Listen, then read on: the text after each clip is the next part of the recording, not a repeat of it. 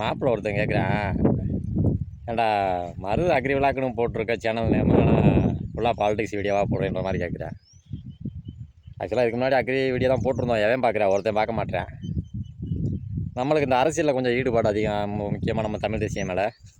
அதனால் சரி politics video போடுவோம், ஏன்னா நீ எலெக்ஷன் வருது, நம்மளால் முடிஞ்ச ஒரு கான்ட்ரிபியூட்டை பண்ணுவோம் அப்படின்னு சொல்லிட்டு நம்ம இப்போ இது பாலிடிக்ஸ் சார்ந்த வீடியோக்கள் நிறையா போட்டுக்கிட்டு இருக்கோம்.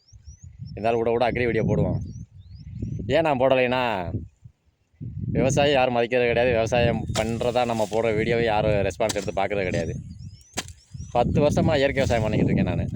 காலேஜ் படிக்கிறதுலேருந்து அதுக்கப்புறம் 10 வருஷம் வேலைக்கு போயிட்டு இப்போ 3 வருஷம், கிட்டத்தட்ட ஒரு 13 வருஷமாக விவசாயம் பண்ணிக்கிட்டு இருக்கேன். அதில் தொடர் விவசாயமான பார்த்தோம்னா 10 வருஷமாக நான் இயற்கை விவசாயம் பண்ணிக்கிட்டு இருக்கேன். படாத பாடுபட்டு இந்த விவசாயம் பண்ணிக்கிட்டு இருக்கேன். எல்லாம் நினைப்பாங்க, என்னடா இயற்கை விவசாயம் தானே, செலவு கம்மி அப்படின்னு. வளம் தள்ளி போயிடும் வேலை பார்த்து பண்ணுறதுக்குள்ளே. கெமிக்கல் விவசாயம்லாம் போய் மூடி தூக்கிட்டு வந்தோமா, போட்டோமா, தூவி விட்டோமா, தண்ணியை பாய்ச்சினோமா வந்துடும். ஆனால் இயற்கை விவசாயம் அப்படி கிடையாது. ஒன்றையும் பார்த்து பண்ணணும்.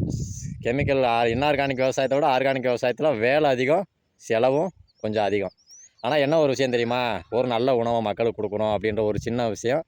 அதுபோக நமக்கு ஒரு நல்ல உணவு கிடைக்கிது அப்படின்ற ஒரு காரணத்துக்காக தான் இந்த இயற்கை விவசாயத்தை இன்னமும் தூக்கி பிடிச்சி தொங்கிட்டு கிடக்குறோம். எங்களாலேயும் போயிட்டு கடையில் போயிட்டு ஒரு யூரியாவோ டிஏபியோ ஒரு நைட்டே தூக்கி கொண்டாந்து போட்டுட்டு தூவி விட்டு தண்ணியை பச்சிட்டு வேலை ஈஸியாக விவசாயத்தை பண்ணிவிட்டு இந்தாடான்னு சொல்லிவிட்டு ஒரு காய்கறி விவசாயத்தை ஏதோ பண்ணி மக்களுக்கு கொண்டு போயிடலாம். ஆனால் நான் கண்ணு முன்னாடி பார்க்குறேன், என்னையை சுற்றி ஃபுல்லாக விவசாயம் தான் பண்ணுறாங்க. இன்றைக்கி மருந்தடிச்சு நாளைக்கு கொண்டாந்து கொடுக்குறாங்க. உங்களுக்கு என்ன தெரியுமா, கத்தரி, தக்காளி, வெங்காயம், சின்ன பாவக்காய், பெரிய பாவக்காய்லாம் இன்றைக்கி சாயந்தரம் மருந்தடிச்சு நாளைக்கு காலையில் கொண்டாந்து கொடுக்குறேன். அதை தான் நீங்கள் வாங்கி உன் பிள்ளைகளுக்கு நீங்கள் கொடுத்து தின்னுக்கிட்டு இருக்கீங்க. என்ன டேரெக்டாக மருந்து சாப்பிட்டுக்கிட்டு இருக்கீங்க.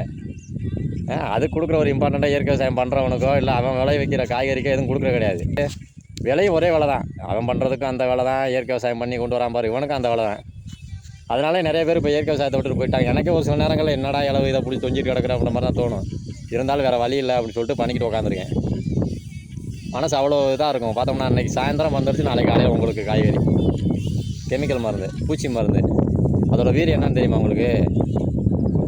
மைல்டு, நீங்கள் வந்துட்டு எவ்வளோ மைல்டு பாய்சனாக உங்களுக்கு உள்ள உடம்புல ஏறிக்கிட்டே இருக்கும். உன் பிள்ளைகளுக்கு ஏறும். ஏற்கனவே புள்ள இப்போ இருக்க இளைஞர்களுக்கே புல்லெல்லாம் குட்டியில் இருந்துக்கிட்டு இருக்காங்க. குழந்தை பிறக்கிற பர்சன்டேஜ் 100க்கு 80-90% குறைஞ்சிருச்சுன்றாங்க.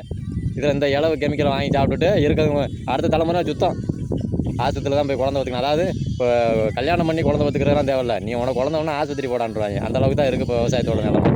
மக்களோட நிலைமை அப்படி தான் இருக்குது. அந்த இதுலேயும் 100ல் ஒரு ஆள் 2 ஆள் இயற்கை விவசாயம் பண்ணுறத நான் பண்ணுறது எவ்வளோ கஷ்டம் தெரியுமா?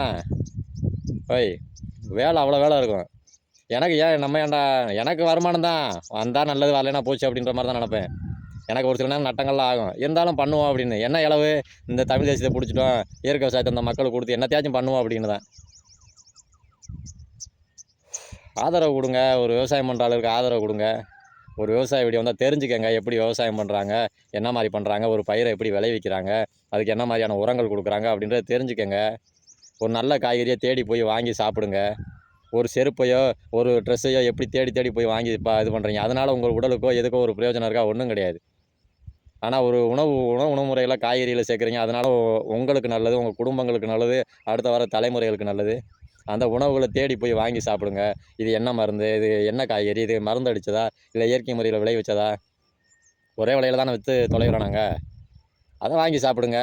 உங்கள் பிள்ளை குட்டியெல்லாம் நல்லா பாருங்கள்.